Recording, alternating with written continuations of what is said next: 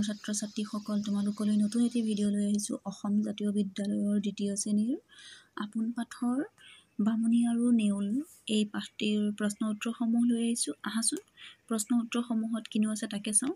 প্ৰথমে তোমালোকে সেই ক্ৰিয়াকলাপৰ এই শব্দ অৰ্থসমূহ কেইটা জানিব বিচাৰিবা। তাৰ পাছতে তোমালোকৰ আছে আগবঢ়াইছে যে পঢ়া আৰু বুজা, এইকেইটা আমি চাওঁ। আহাচোন কিনো লিখিব পাৰোঁ চোৱা।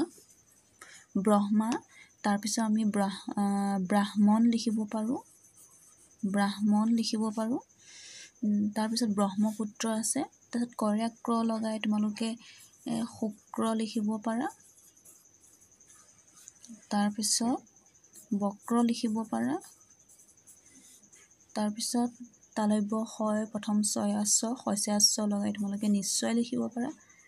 দন্ত ন হস্যইকে নি ছয় শস্যাস্য অন্ত্যেষ্ঠ য় নিশ্চয়। তাৰপিছত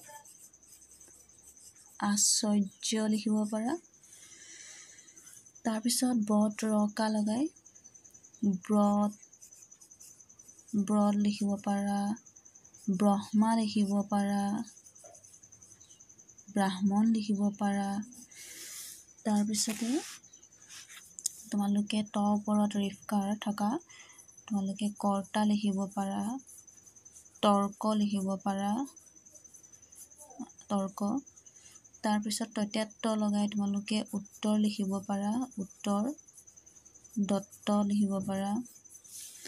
এনেদৰে তোমালোকে লিখিব পাৰা। তাৰপাছতে আছে প্ৰথমে কোৱা তাৰ পাছত লিখা। বামুণীয়ে কাক কেঁচুৱাটো ৰখীয়া পাতিছিল? নেউলক।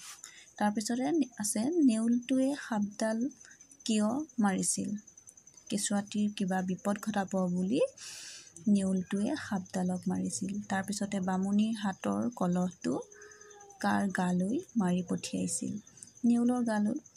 এইকেইটা তোমালোকলৈ আগবঢ়ালোঁ। তাৰ পাছৰ প্ৰশ্নকেইটা উত্তৰ মই পাছৰ ভিডিঅ'ত আগবঢ়াম। আজিলৈ ভিডিঅ'টো ইমানতে সামৰিছোঁ। ধন্যবাদ।